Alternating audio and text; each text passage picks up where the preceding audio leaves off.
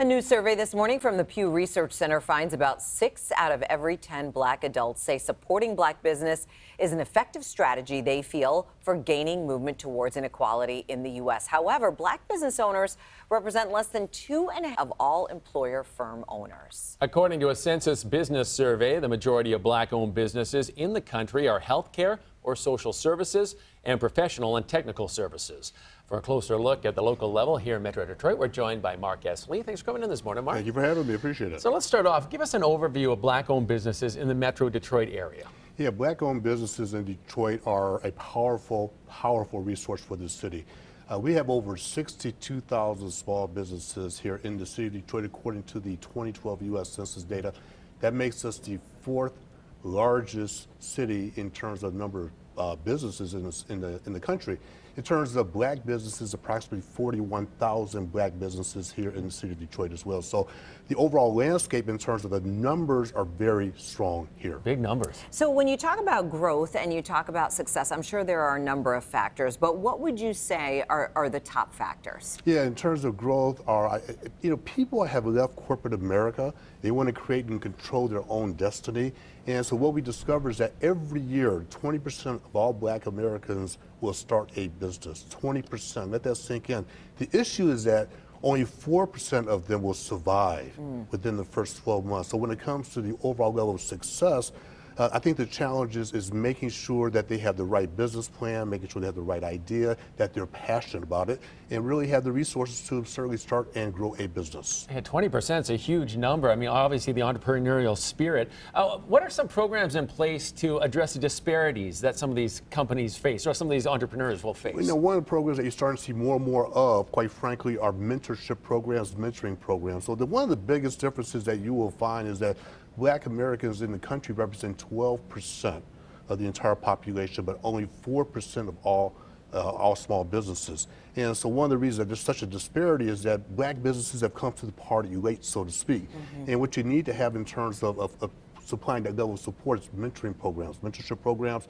You also have grant programs that we discussed in the past, I think, which are very important, because access to capital is still the #1 issue when it comes to black businesses. Quite frankly, the average number of dollars in the bank for a black business is less than $10,000. That's less than 2 weeks of active capital. In other words, your money will run out after 2 weeks in business. It's a fine line. Yeah, those numbers are unbelievable. You know, when you talk about building economic growth overall, how do black businesses factor into that, and why is it so important to have successful ones when you talk about only that 4% success rate? Tell you what, that's a great question. You know, if you think about, on average, if we have 62,000 small businesses in the city, for example, let's assume that each one employs maybe 1 to 3 people. 1 to 3 people.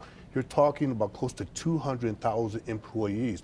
The majority of the black businesses will hire African American employees because they realize that people want to do business with people that look like them as well. So from an economic perspective, it's important that these businesses are successful because they're going to reach back into the community. They're going to invest the resources back into the community in terms of jobs.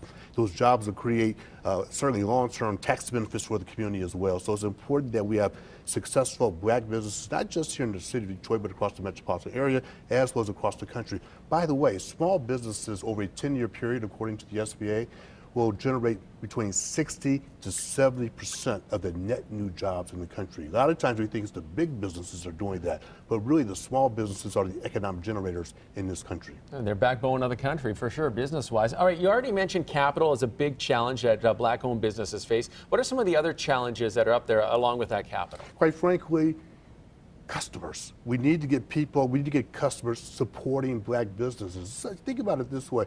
You find a lot of black customers will support white businesses. It's okay to flip it around. Let's have white customers support black businesses. All these individuals are looking for is the opportunities to sell their products and services. That's it.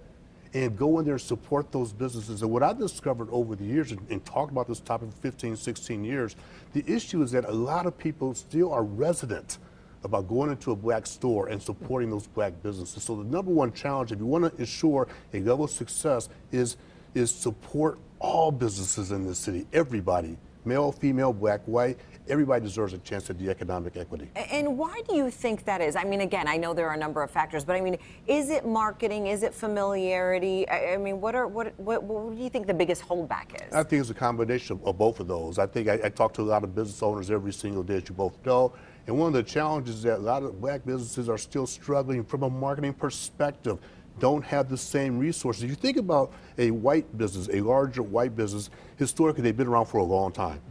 And there's a lot of generational wealth. So the resources have been passed from generation to generation. So they have to step up when it comes to economic resources. A lot of the black businesses do not have the same level of economic resources. So therefore, you have the issue of the resources from people being familiar with the business, and again, having customers come in. We got to figure out how to balance that playing field.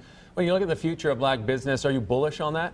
I'm optimistic. Optimistic? Let me say it this way. The good news is, in terms of the economic state of black businesses, they've grown 14% since the pandemic.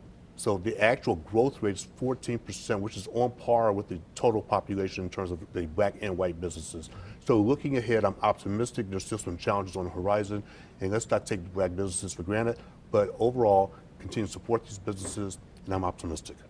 All right, optimism is good. Absolutely, We appreciate always. it. Thanks so much. Absolutely.